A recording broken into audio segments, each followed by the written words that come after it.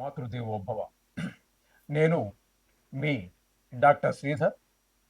నా phone number 9295909819. ఇప్పుడు మనము చాలా జ్యోతిషం విషయంలోనే చాలా ముఖ్యమైనటువంటి ఒక విషయం గురించి మనము ప్రస్తావించదలుచుకున్నాము.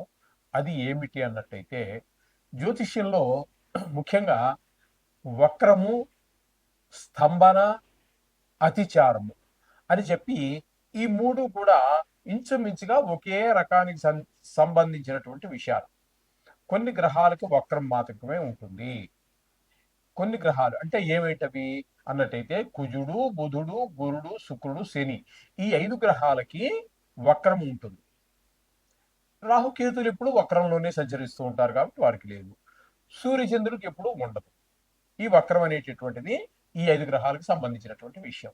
ఇకపోతే స్తంభన అనేటటువంటిది ఉంటుంది. అది కూడా ఇంచుమించుగా ఇదే కోవకు చెందినటువంటిదే. అది అంగారకుడు అంటే మన కుజుడికి మాత్రమే వర్తిస్తూ ఉంటుంది. ఆయన మాత్రమే స్తంభన జరుగుతూ ఉంటుంది. కొన్ని రాసుల్లో వెనక్కి ముందుకి ముందుకి వెనక్కి తిరగడం జరుగుతూ ఉంటుంది కొన్ని సందర్భాలలో. ఇక గురువు దగ్గరికి వచ్చినట్టయితే ఈ గురువుకి కొన్ని సందర్భాల్లో వక్రిస్తూ ఉంటారు, కొన్ని సందర్భాల్లో అతిచారము కూడా ఉంటుంది. ఈ రెండు కూడా గురువుకి వర్తిస్తూ ఉంటాయి. అతిచారము అంటే ఏంటి, వక్రము అంటే ఏమిటి? ఒక గ్రహము దాని యొక్క పరిధి, దాని యొక్క కక్ష్యలో తిరిగేటప్పుడు అన్నిటి కక్ష్యలు ఒకే డిస్టెన్స్ లో ఒకే దూరంలో ఉండవు. కొన్నిటి యొక్క కక్ష్య చాలా చిన్నదిగా ఉంటుంది, కొన్నిటిది పెద్దదిగా ఉంటుంది. ఈ చిన్న కక్ష్యలో తిరిగేటటువంటి ఈ రవి, బుధుడు వీళ్ళున్నా చూడు ఇంచుమించుగా నెల తిరుగుతారు కాబట్టి వారి కక్ష్య చాలా చిన్నదిగా ఉంటుంది. అలాగే ఒక శుక్రుడినో మరొక మరి ఎవరో పెద్ద గ్రహాలు కనుక తీసుకున్నట్టయితే వారు బాగా పెద్దది ఉంటుంది. ఒక ఒక వృత్తం పూర్తిగా చూసుకురావాలి అన్నట్టయితే 12 రాసుల్ని వాళ్ళకి చాలా టైం పడుతుంది. అందుచేత వీళ్ళకి ఏంటంటే కొంచెం పెద్దగా ఉంటుంది కాబట్టి అలా ఆ కారణం చేత ఆ ముందుకు వెళ్ళినటువంటి చిన్న వృత్తంలో తిరిగేటటువంటి గ్రహం ముందుకెళ్ళినట్టుగా మనకు కనిపిస్తుంది. ఈ పెద్ద వృత్తంలో తిరిగేటటువంటిది వెనక్కి పడినట్టుగా కనిపిస్తుంది. నిజానికైతే వక్రము అనేది లేదు, కానీ ఫలితాలైతే అవే ఫలితాలు ఇస్తూ ఉంటాయి. వక్రం నుంచి చూసినా అక్కడి నుంచి ఏ స్థానంలో ఆయన కరెక్ట్గానే తిరుగుతున్నాడు, కానీ ఆయన అక్కడి నుంచి ఆ గ్రహం యొక్క రేస్ అంటే కిరణాలు ఏవైతే ఈ భూమి మీద ఉన్నటువంటి ఈ మానవుల మీద పడుతున్నాయో ఆ ప్రదేశంలో ఉన్నటువంటి ఆ రేసు యొక్క ప్రభావమే మనిషి మీద కనిపిస్తూ ఉంటుంది. ఇది వక్రము. ఇక్కడ అతిచారం అంటే నిజానికి గురువు ఒక రాశిలో 1 సంవత్సర కాలం పాటు ఉండాలి. కొన్ని అలాగే ఉంటారు కూడా. అప్పుడప్పుడు వక్రించడం అనేది మామూలు అనుకోండి. అప్పుడప్పుడు ఈ అతిచారం కూడా. అతిచారం అంటే ఒక్క రాశిలో సంవత్సర కాలం పాటు ఉండవలసినటువంటి ఆ గ్రహం సంవత్సరము ఉండకుండా ముందుకు వెళ్ళిపోతుంది.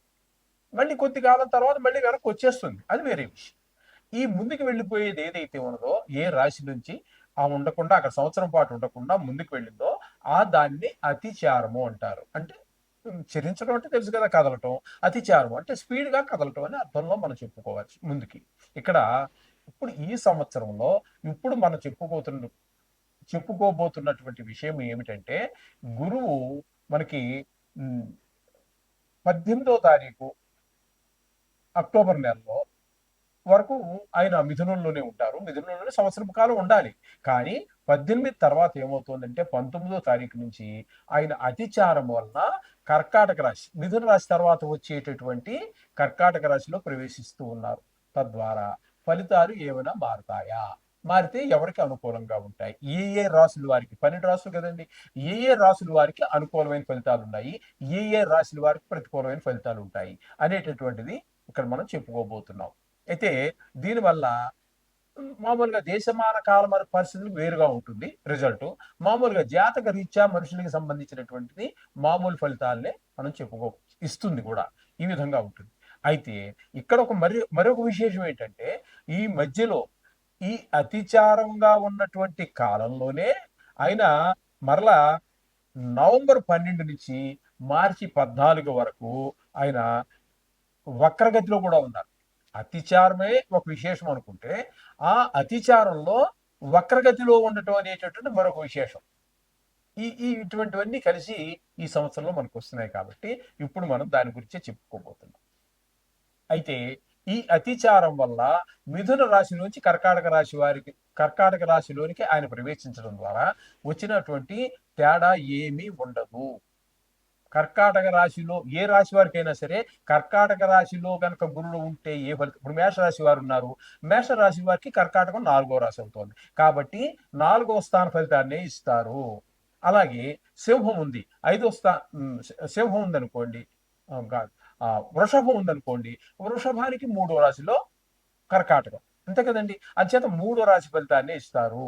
అక మిథునానికైతే 2వ స్థానంలో ఉన్నట్టుగా మనం పరిగణలో తీసుకుంటున్నాం. కర్కాటకం మిథున తర్వాత కర్కాటకమే కదండి, అంటే 2వ స్థానంలో ఫలితాన్ని ఇస్తారు. ఇప్పుడు కర్కాటకమే తీసుకున్నాం, కర్కాటకంలోకి వచ్చారు కాబట్టి అది జన్మ రాశిలో గురువు ఉంటే ఏ ఫలితాన్ని ఇస్తారో అది ఇస్తారు. అదే ఇప్పుడు మనం చెప్పుకోబోతున్నటువంటి విశేషం కూడా. అయితే ఈ వక్రంలోకి వచ్చిన తర్వాత ఫలితాలు ఏ విధంగా మారతాయా అని చాలా మందికి డౌట్ ఉంది.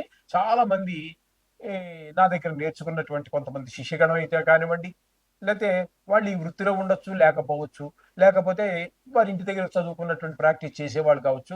చాలా చాలా చాలా ఫోన్లు నాకు ఈ వక్రం గురించి, ఈ అతిచారం గురించి, ఈ అతిచారంలోనే వక్రం గురించి చాలా మంది ప్రశ్నించడం జరిగింది. అందుచేత నేను అనుకోవటం, అటు ప్రేక్షకులతో పాటుగా ఇటు ఆస్ట్రాలజీ నేర్చుకున్నటువంటి, జ్యోతిష్యం నేర్చుకుంటున్నటువంటి విద్యార్థులు కానివ్వండి, అయితే వేరే ఎవరికో చెప్పాలని కాదు, వాళ్ళకి వాళ్ళు తెలుసుకోవాలనే ఉద్దేశం కానివ్వండి, వారికి ఈ సంశయాలు తీరడానికి ఇందులో అవకాశం ఉంది. ఎందుకని అంటే ఇక్కడ వక్రంలోకి వచ్చినా కూడా అతిచారంలో ఉంటే ఏ ఫలితాన్ని ఇస్తున్నారో వక్రంలో కూడా అదే ఫలితాన్ని ఇస్తాడు గురువు. ఎందుకని అన్నట్టయితే వక్ర మార్గంలో సంచరించేటప్పుడు గురువు మిగతావన్నీ కూడా వెనక స్థాన ఫలితాన్ని సూచిస్తూ ఉంటాయి. ఇది మిగతా గ్రహాలన్నీ, కుజుడు కానివ్వండి, బుధుడు కానివ్వండి, శుక్రుడు కానివ్వండి, శని కాని, ఇవన్నీ వెనక రాశి యొక్క ఫలితాన్ని సూచించడం జరుగుతూ ఉంటుంది. ఇక్కడ గురువుకి మాత్రం ఒక ప్రత్యేకత ఉందండి. అది ఏమిటి అన్నట్టయితే వక్రించి ఏ రాశిలో ఉంటే, ఏ రాశిలో ఉన్నా కూడా ఆ రాశి ఫలితాన్ని ఇస్తాడు. వక్రించినటువంటి గురువు ఏ రాశిలో ఉన్నారో దానికి వెనకటి రాశి ఫలితాలు ఇవ్వటం అనేది లేదు. ఏ రాశిలో ఉన్నారో అదే ఫలితాలు ఇస్తూ ఉన్నారు. అలాగే అతిచారం వల్ల అదే ఫలితాలు ఇస్తూ ఉన్నారు, వక్ర గతిలో కూడా అదే ఫలితాలు ఇస్తున్నారు. కాబట్టి విశేషమైనటువంటి ఫలితాలు అయితే లేవు. కానీ ఇక్కడ మనం చెప్పుకోవలసినటువంటిది ఏంటంటే ఈ గురు సంచారం వల్ల, అంటే అతిచారం వల్ల ఏ ఏ గ్రహాలకి ఏ విధమైనటువంటి ఫలితాలు రాబోతున్నాయి, ఇవ్వబోతున్నారు అనేటటువంటి సశాస్త్రీయమైన పద్ధతిలో, ఇందులో నా కవిత్వం కానీ నా సొంత అభిప్రాయాలు కానీ ఏమి చొప్పించడం జరగదండి. శాస్త్రం ఎంతవరకు చెప్పిందో అంతవరకు మాత్రమే మీకు నేను చెప్పడం జరుగుతుంది. ఇంకా దాటి ఒక్క మాట కూడా ఇప్పుడు చెప్పలేదండి, చెప్పను కూడా ఇన్ ఫ్యూచర్లో కూడా. శాస్త్రాన్ని అందించాలనే ఉద్దేశమే నా యొక్క ఉద్దేశం. కాబట్టి ఇప్పుడు కొంచెం జాగ్రత్తగా మీరు ఈ రాశుల మీద గురువు యొక్క సంచారం, అతిచారం మీద మీకు ఉన్నటువంటి ఆకాంక్ష, తెలుసుకోవాలనేటువంటి ఆకాంక్ష ఏదైతే ఉందో ఇప్పుడు దాని గురించి జాగ్రత్తగా విన్నట్టయితే మీకు మంచి ఫలితాలన్నీ విషయం తెలుస్తుంది. మీరు ఎవరికైనా చెప్పదలుచుకుంటే మంచి రిజల్ట్ కూడా చెప్పడానికి వీలవుతుంది. మకర రాశి వారికి 19వ తారీఖు 10వ నెల 2025 నుండి 4వ తారీఖు 12వ నెల 2025 వరకు ఈ 49 రోజులు కూడా మీకు గురువు 6వ స్థానంలో ఉండవలసినటువంటి గురువు అతిచారం వల్ల 7వ స్థానమైన కర్కాటకంలో సంచరిస్తూ ఉన్నారు. తద్వారా మీకు ఇవ్వబోయేటటువంటి ఫలితం ఏంటి అని కనుక 7వ స్థానంలో కనుక గురువు ఉన్నట్టయితే మీకు ఏ విధమైన ఫలితాలు, శుభ ఫలితాలు ఇస్తారా, అశుభ ఫలితాలు ఇస్తారా, అవి ఏంటి, శుభం అయితే ఏంటి, అశుభం అయితే ఏంటి, ఎందుకంటే మనం తగు జాగ్రత్తలు తీసుకోవాలి కదండి. అందుకోసం అది మనకి శాస్త్రకారులు అందించారు. అందుచేత ఆ విషయం శాస్త్రకారులు మనకి అందించినటువంటి విషయాన్ని నేను మీకు అందించబోతూ ఉన్నాను. రాజదర్శనం, ఆరోగ్యం, గాంభీర్యం, గాత్రపోషణం, అభీష్ట కార్య సిద్ధిశ్చ నవమస్తే భవేత్ గురౌ, సప్తమస్తే భవేత్ గురౌ. సప్తమస్తే అంటే 7వ స్థానంలో గనక గురువు ఉన్నట్టయితే, సంచరిస్తూ ఉన్నట్టయితే జరిగేది ఏంటంటే రాజకీయ వ్యవహారాల్లో మంచి మీకు జయం కలుగుతుంది.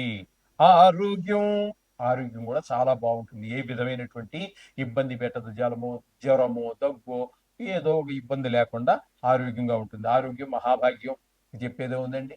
డబ్బుల కంటే కూడా భాగ్యం ఆరోగ్యం. తేజస్సు, గాంభీర్యం, గాత్రపోషణం, అభీష్టకారి సిద్ధి. అంటే గాత్రపోషణం ఉన్నట్టయితే ఇది అందరికీ సంబంధించినట్టు అందరికీ సంబంధించే ఉంటుంది. ఇప్పుడు ఒక దైన్య స్థితిలో డబ్బులు లేకో ఆరోగ్యం బాగలేని వాడు గాత్రం వేరుగా ఉంటుంది. జేబు నిండా ₹1,00,000 జేబులో పెట్టుకున్నటువంటి వాడు, అలాగే ఆరోగ్యం బాగున్నటువంటి వాడు కాస్త గాంభీర్యంగా, ఒక అహంకారపూరితంగా, ఒక కలేజాగా మాట్లాడగలుగుతాడు. అట్లా ఇక్కడ గాత్రపోషణం ఉంటుంది, అభీష్ట సిద్ధి అంచేత మీరు ఏమనుకుంటే అది సాధించగలుగుతారు ఈ 49 రోజులు. అభీష్టకారి సిద్ధి అంటే అది సప్తమస్తే భవేద్ గురు. 7వ స్థానంలో కనుక గురువు ఉంటే, అంటే ఇక్కడ కర్కాటకం మకర రాశి వారికి. కాబట్టి ఈ విధమైన ఫలితాలన్నీ కూడా శుభ ఫలితాలు చాలా ఇవ్వబోతున్నారు గురువు. అంచేత ఈ సంతోషంలో అయినా మీరు మనకేదో అపకారం చేసినప్పుడు మాత్రమే తలుచుకుందాం అనుకోకుండా, నుంచి ఇచ్చిన చెడ్డ జరిగినా కూడా ఆ మహానుభావులను, నవగ్రహాలను కూడా రోజు స్మరించుకోండి.